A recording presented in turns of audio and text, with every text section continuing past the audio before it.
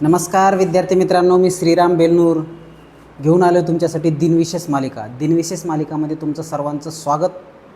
आणि आज आहे 15 मे 2026. आज काय आहे तर आंतरराष्ट्रीय कुटुंब दिन आहे. आंतरराष्ट्रीय कुटुंब दिनाच्या तुम्हा सर्वांना खूप खूप शुभेच्छा. तर बघू आपण महत्त्वपूर्ण घडामोडी या दिवसामध्ये काय काय घडामोडी घडल्या होत्या. तर बघा,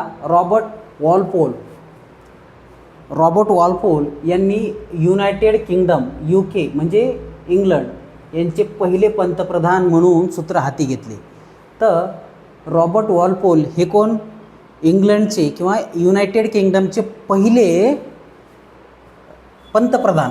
पहिले कोण? पंतप्रधान. आणि कधी घेतले तर 1730ला. लक्षात घ्या, 1730ला ज्यावेळेस भारतामध्ये पेशवाईचा उगम झाला होता किंवा पेशवाई पसरायला सुरुवात झाली होती. थोरले बाजीराव हे तलवार गाजवत होते. त्यावेळेस 1730ला लोकशाही पद्धतीनं पंतप्रधान म्हणून रॉबर्ट वॉलपोल यांनी सूत्रे हातात घेतली आणि नंतर त्यांनी पूर्ण जगावर राज्य केलं. ओके. तर बघा, त्याच्यानंतर पॅराग्वे देशाला स्पेनकडून स्वातंत्र्य मिळाले. तर 1811मध्ये पॅराग्वे हा जो देश आहे याला स्पेन या देशाकडून स्वातंत्र्य मिळाले. त्याच्यानंतर मिकी माऊसचे कार्टून तुम्ही बघत असाल तर हे मिकी माऊस हे कार्टून प्लेन क्रेझी शोमधून प्रदर्शित करण्यात आले पहिल्यांदा आणि त्याच्यानंतर ते प्रसिद्ध झाले. तर 1927ला ते पहिल्यांदा प्रदर्शित करण्यात आले. आणि कुठं केले? प्लेन क्रेझी शोमधून प्रदर्शित करण्यात आले. त्याच्यानंतर मॉस्को, रशियाची राजधानी मॉस्को शहरात भुयारी रेल्वे म्हणजे मेट्रोची सुरुवात करण्यात आली. कधी? 1935ला. बघा, भारत अजून स्वातंत्र्यसुद्धा नाही झालेला आहे त्यावेळेस तिथं मेट्रो आलेली आहे. तर मेट्रोची सुरुवात रशियामध्ये मॉस्कोला करण्यात आली. महर्षी रवींद्रनाथ टागोर यांचा जन्म. तर बघा, रवींद्रनाथ टागोर हे खूप मोठे लेखक, साहित्यिक ज्यांनी जनगणमन या राष्ट्रीय गाण्याची लेखणी केली. तर गीतांजली या काव्यसंग्रहामधून ते घेतलं आपण.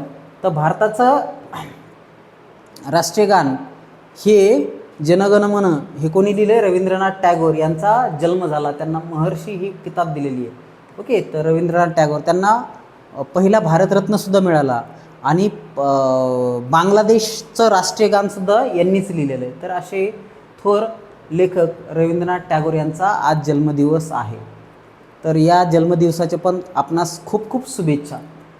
तसेच भारताचे महान क्रांतिकारक सुखदेव थापर यांचासुद्धा जन्म झाला होता आज 1907 साली. ओके. सुखदेव थापर यांचा जन्म झाला होता. त्याच्यानंतर संत परंपरेमध्ये मधल्या महान संत जनाबाई यांचे आजच्या दिवशी 1350ला निधन झाले होते. त्याच्यानंतर स्वतंत्र भारताचे पहिले लष्कर प्रमुख कोण होते? तर आपणास माहिती आहे KM करियप्पा. यांचे निधन झाले होते 1993ला. त्याच्यानंतर काश्मीर जिल्ह्यामध्ये आज टेररिस्ट अटॅक झाला होता. तर काश्मीरच्या अनंतनाग जिल्ह्यातील मंडीपुरा, कुठं? मंडीपुरा येथे अतिरेक्यांनी पेरलेल्या भूसुरुंगाच्या स्फोटात जम्मू काश्मीरचे ऊर्जामंत्री, त्यावेळेचे ऊर्जा राज्यमंत्री गुलाम हसन बट सह 5 जणांचा मृत्यू झाला होता 2000 साली.